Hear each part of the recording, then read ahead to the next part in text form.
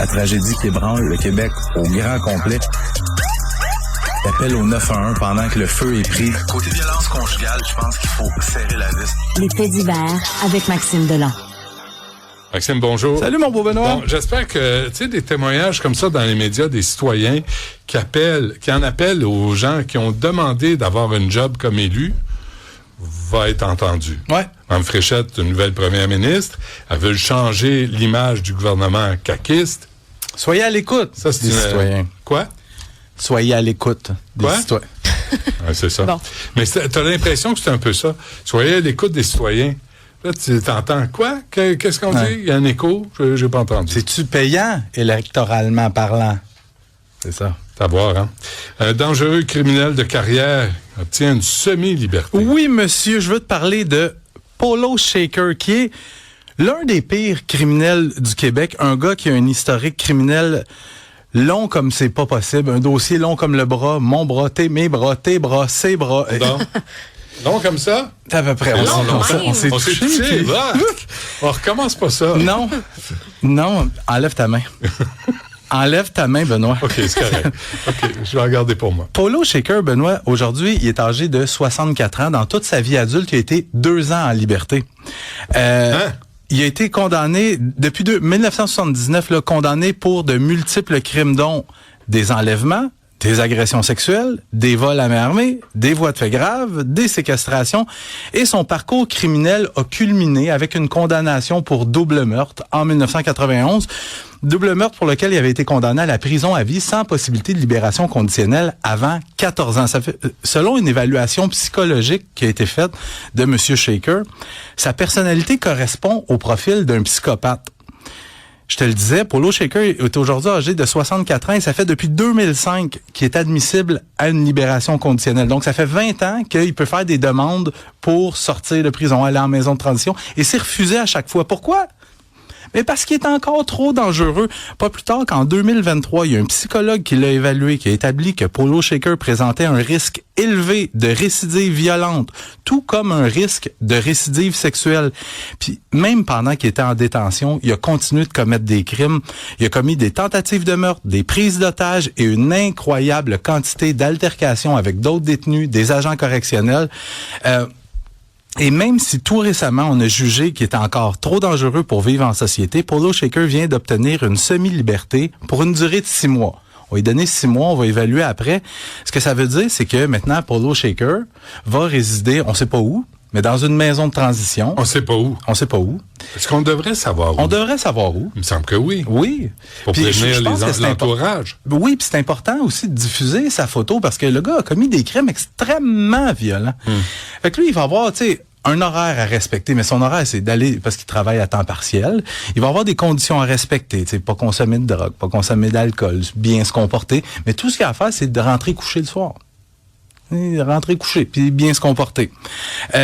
Polo Shaker dit qu'il a beaucoup cheminé, qu'il a fait de gros efforts pour reprendre le droit chemin, mais la commission des libérations conditionnelles dit M. Shaker est désormais capable d'admettre que ses gestes étaient inadéquats et qu'ils ont causé des torts aux victimes. J'espère. C'est tout ce que ça prend. Puis tu sais... Attends, non, mais sérieusement, Maxime, admettre... Je pense qu'il y a d'autres choses quand même. Mais là, au moins, je pense que c'est une des premières fois dans sa vie qu'il reconnaît qu'il a commis du tort. Part de loin, hein? Sauf que les victimes là-dedans, les déclarations des victimes en 2008, 2013, 2022 et 2024 devant la commission des libérations conditionnelles demandaient au commissaire, ne le remettez pas en liberté, il est dangereux. À plusieurs reprises. On a tenu compte de ça aussi. Mais là, on décide d'opter pour la réhabilitation. On va le remettre en semi-liberté. Mais, tu sais, la semaine passée, délinquant sexuel hautement dangereux à très haut risque de récidive, qui est parti de sa maison de transition. Oui, hein? Puis il y a des victimes qui ont eu ben peur. Ouais. Fait que, regarde, on lui souhaite bonne chance à M. Shaker. M. Shaker qui est issu d'une famille de... Je pense qu'il y a 8 gars dans la famille. Il y en a 6 sur 8 qui ont fait du pénitencier, dont un qui est en prison depuis au-dessus d'une 40aine d'années. Ah oui, OK. Ouais. Un voisin courageux. Oui, qui a évité un carnage. Je veux te parler de cette histoire-là incroyable qui nous est rapportée dans le journal ce matin par la collègue Camille Payan. L'année dernière, Jacques Dutel, 78 ans, se fait laisser par sa conjointe. Puis tu vas me dire, il n'y a pas d'âge pour une rupture amoureuse. Puis qu'est-ce que tu fais quand tu vis une rupture amoureuse. Tu pleures tout ce que tu as à pleurer et tu passes à autre chose. Écoute des chansons western. Ouais, ou du James Blunt. Ouais. James Blunt. Ouais. Mais Ça goodbye, my lover. moi, c'est un fait vécu. Là. Merci, Sylvain. Ouais. Ah oui, c'est vrai. Hey, ressassez pas de vieux souvenirs, là. Mais Jacques Dutel, lui, il veut pas passer à autre chose. Fait qu'il continue d'harceler son ex-conjointe. Son ex lui signifie clairement « Laisse-moi tranquille. Laisse-moi tranquille, c'est fini. » Et elle a tellement peur qu'elle décide de se réfugier chez sa fille à Mascouche. À un moment donné, c'est tellement intense, l'harcèlement que lui fait subir Jacques Dutel, que son ex-conjointe, qui a quand même 78 ans, elle aussi, elle s'en va au poste de police à Mascouche, puis elle porte plainte contre son ex, puis elle dit aux policiers que Jacques Dutel, c'est quelqu'un de très colérique, qui pourrait être violent, qui est en dépression et qui est imprévisible. Et qui est armé. Non, il est pas armé, parce que tu vas savoir plus tard dans l'histoire pourquoi. Mais les policiers, ils vont lui donner une promesse de comparaître à une date ultérieure. Fait qu'il reste en liberté, mon Jacques. Mais Jacques Dutel, lui, qu'est-ce qu'il fait? Il s'en va chez un de ses voisins, il emprunte un 12, un fusil de calibre 12 en disant « Hey, m'en va chasser. M'en va chasser, tu me passerais-tu ton 12? » Le voisin, ben oui, prends-les, Jacques. Ah, il connaît pas Jacques. Non. Jacques est imprévisible et très colérique. Et Jacques descend à Mascouche chez la fille de son ex. Et il arrive devant la porte. Et là, la fille vient à la porte, voit que c'est Jacques Dutel, barre la porte, crie à sa mère, il est armé, il est armé. Et lui, il tire un coup de feu dans la serrure pour ouvrir la porte. Il y a un voisin de l'autre côté de la rue qui voit ça aller, il crie à Jacques Dutel, va-t'en de là! Jacques Dutel s'en va à l'arrière de la résidence, chez la fille de son ex, tire à travers la porte patio, la vitre vole en éclats, rentre à l'intérieur de la cuisine, et t'as le voisin qui venait de se faire braquer une arme à feu sur lui, qui est parti à courir, a sauté sur Jacques Dutel, s'est battu avec lui, et il l'a désarmé. Wow! Ce voisin-là, si vous nous écoutez, monsieur, vous êtes courageux, vous êtes un héros, parce que ultimement, il a vraisemblablement évité un carnage. Alors, un autre féminicide. Un autre féminicide, oui, absolument.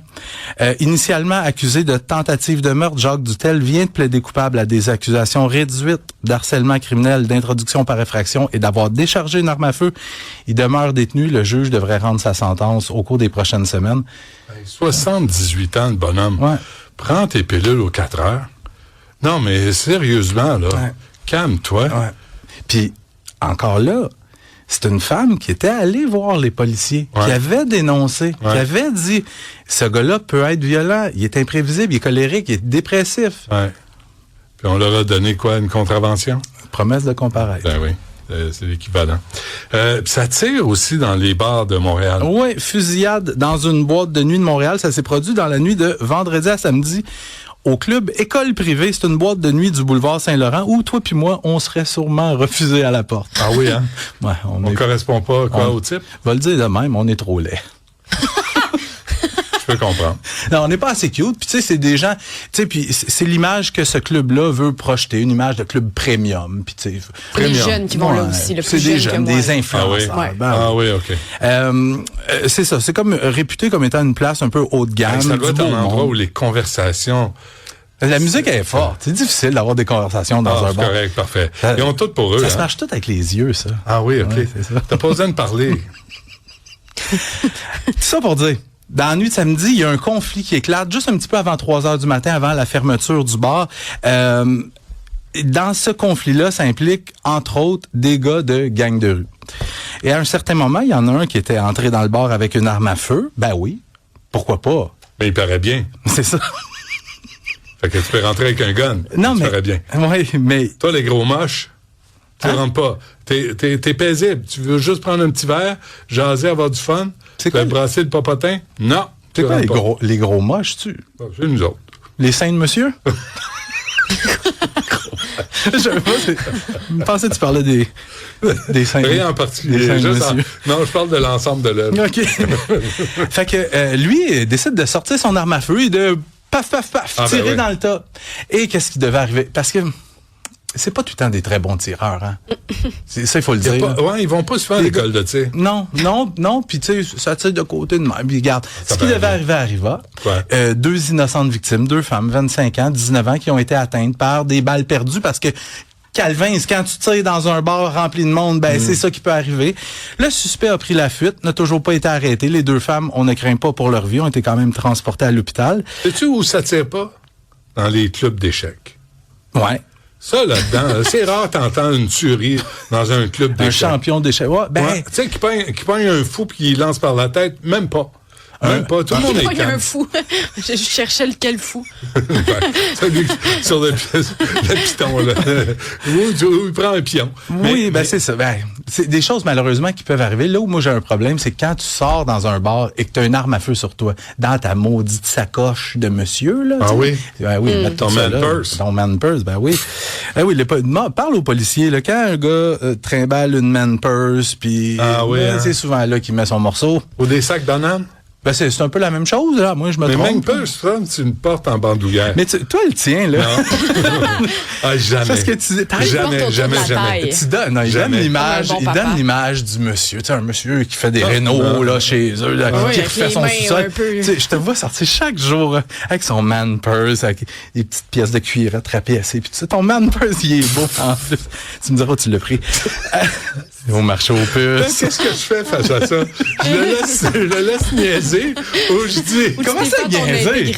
Il est juste pas satisfait qu'on dise la vérité. Sac bandoulière, en cuir. Ben non, c'est pas un man purse, ça. C'est un sac. Shut the fuck up.